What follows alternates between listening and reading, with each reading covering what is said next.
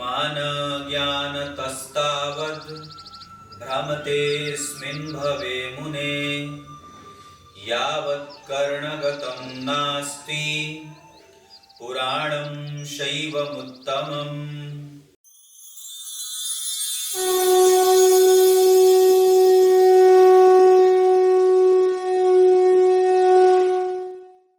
प्रिय दर्शकों, नमस्कार। एक बार फिर से उपस्थित हूं आप सबके सामने शनिवार के कार्यक्रम में बुद्ध के सभी भावों में परिणाम को लेकर के।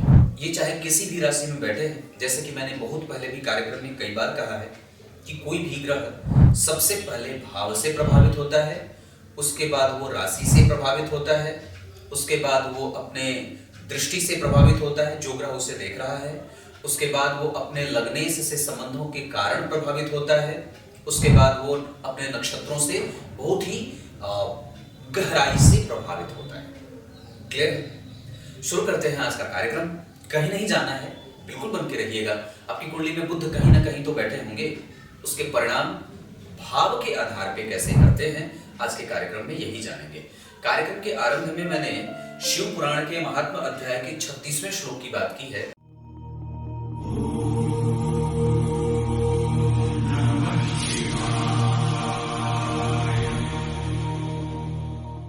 जिसमें सूत जी ने बात कही शौनक जी से कि जब तक व्यक्ति के कानों में इस महान शिव पुराण का शब्द, मंत्र और अर्थ नहीं जाते, तब तक वो जीवन में भटकता रहता है। मतलब हमें निश्चित रूप से अपने जीवन में पुराणों का अध्ययन करना ही चाहिए, रामचरितमानस का अध्ययन करना ही चाहिए, श्रीमद् भागवत गीता का अध्ययन करना ही चाहिए। किसी न किसी शास्त्र की बात को उससे प्रभावित होते हुए अपने जीवन को उतारना चाहिए। क्लियर है? आइए विषय लेके आता हूं।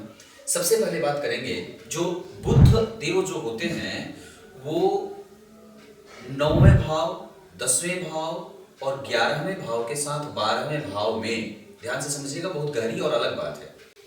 बुद्ध देव जन्म कुंडली के 9वें, जन्म कुंडली के 10वें, जन्म कुंडली के 11वें और जन्म कुंडली के 12वें भाव में इनका जो प्रतिफल होता है वो सूर्य के जैसा होता है ना? अजीब बात। ये बुद्ध देव 9वें, 10वें, 11वें और 12वें भाव में जब अकेले बैठे हों या सूर्य से बैठे हों या किसी भी ग्रह के साथ बैठेंगे तो इनका ज्यादातर परिणाम ठीक वैसा ही मिलेगा जैसे 9वें, 10वें, 11वें और 12वें भाव में सूर्य के बैठने का होता है। अगर मैं आपको सबसे पहले बताऊं कि जन्म कुंडली के 12वें भाव में अगर बुध बैठेंगे तो व्यक्ति पतित हो जाता है। जैसे सूर्य देव 12वें भाव में बैठते हैं तो व्यक्ति को गलत संगति में ले जाने वाला बना देते हैं, और बुध देव जब जन्म कुंडली के 12वें भाव में बैठ जाते हैं तो वो व्यक्ति की बुद्धि का भ्रम बढ़ाने लगते हैं, या कई बार वो अपनी बुद्धि का गलत इस्तेमाल करते हुए देखा जाता है, सताने में और किसी का भी लाभ उठाने में अपनी बुद्धि लगाता है। उसके प्रभावों से समाज को कोई प्रभाव नहीं पड़ता और वो गलत तरीके से जीवन यापन करने वाला होता है।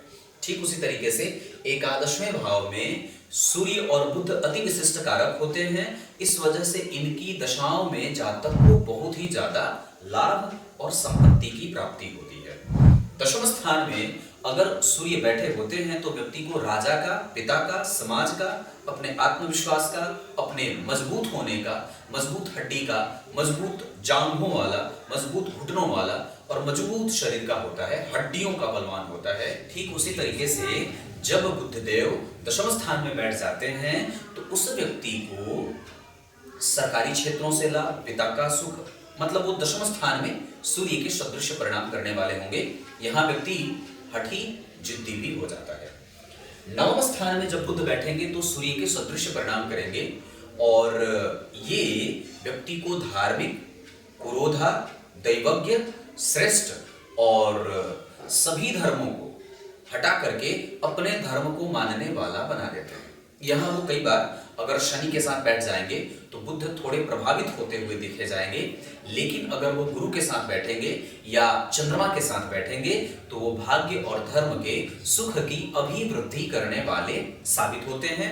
व्यक्ति को भाइयों का, बहनों का, अपने से बड़ों का, माता का, पिता का अपने सगे संबंधी रिश्तेदारों का बड़ा ही अच्छा खासा सुख मिलता है, उससे उन्हें नुकसान नहीं होता।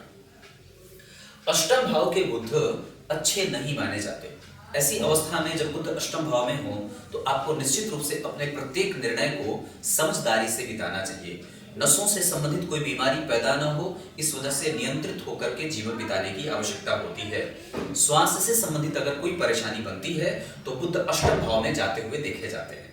कई बार अगर यही बुध अस्त होने के साथ साथ वक्री भी हो जाते हैं तो इनके निगेटिव प्रभाव ज्यादा देखने को मिलने लगते हैं।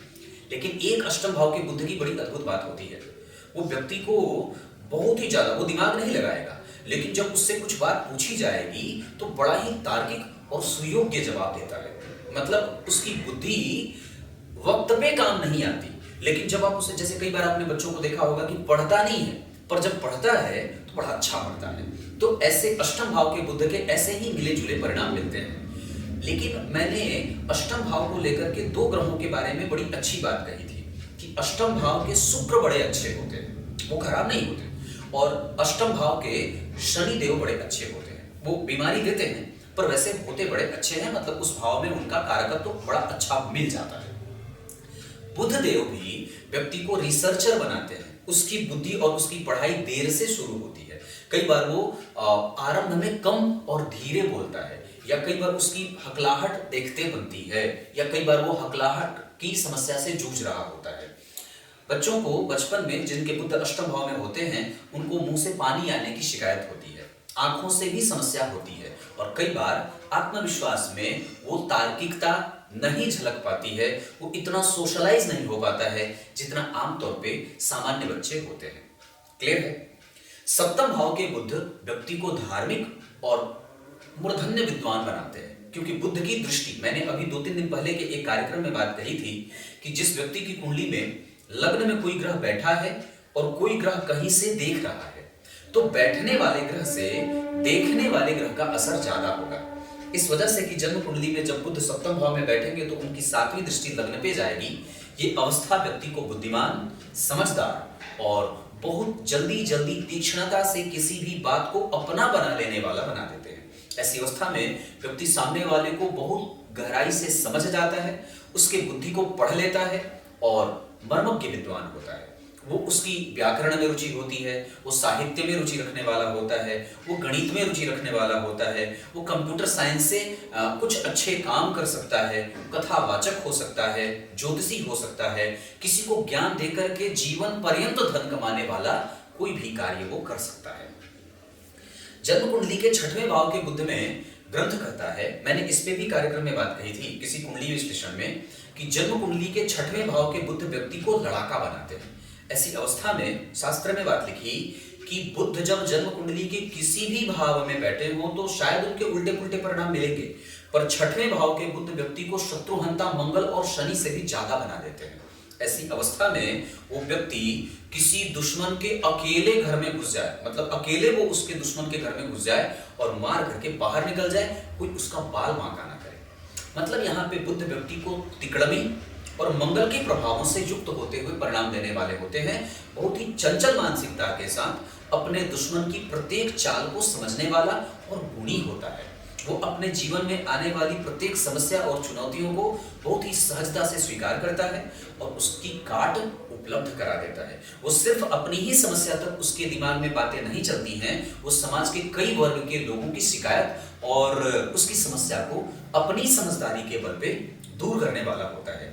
6वें भाव के बुध व्यक्ति को जैसे का तैसा बना देते हैं। मतलब ये अगर किसी ब्राह्मण के साथ जाएगा तो ब्रह्मत्व का गुण ले लेगा, अगर किसी राजा के साथ जाएगा तो उसके राजसिक गुणों से प्रभावित होगा। 6वें भाव के बुध जो व्यक्ति उसके साथ जैसा करेगा वैसे ही बुध उसको वैसे ही करने वाला बना देते हैं।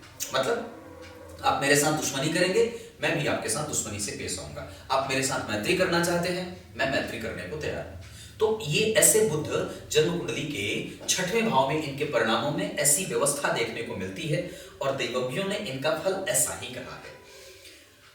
पंचम भाव के बुध, इसके बारे में मैं आपको जो शास्त्र कहता है और मैंने जो अपना अनुभव इकट्ठा किया है अगर वो बताऊं तो पंचम भाव के अकेले बुध संतति तो देते हैं, पर उस संतति के बुद्धि को हरने का काम भी करने लगते हैं। इतना ही नहीं, कई बार पंचम भाव के अकेले बुध जब किसी भी ग्रह से दृष्टि न प्राप्त करते हो, जब कोई भी ग्रह उन्हें दृष्टि न देख रहा हो, तो ये व्यक्ति को टाइम स्टक कर देते हैं। वो परीक्षा हॉल में जाए और प्रश्न के उत्तर के समय पे ही उसकी बुद्धि भ्रमित हो जाए या उसको उसी समय याद ही ना आए।